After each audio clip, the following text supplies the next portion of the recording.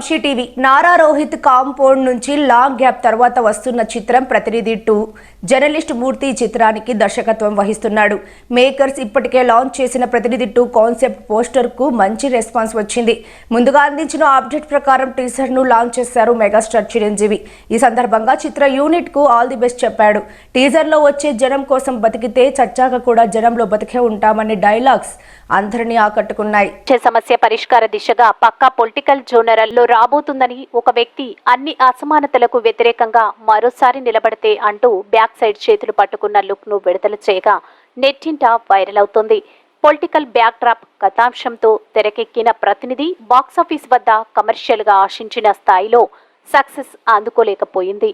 కానీ టీవీలో ఈ చిత్రానికి మంచి స్పందన వచ్చింది. సుదీర్ఘ కాలం తర్వాత నారా రోహిత్ రీ ఎంట్రీ ఇస్తున్న సినిమా కావడం, అది కూడా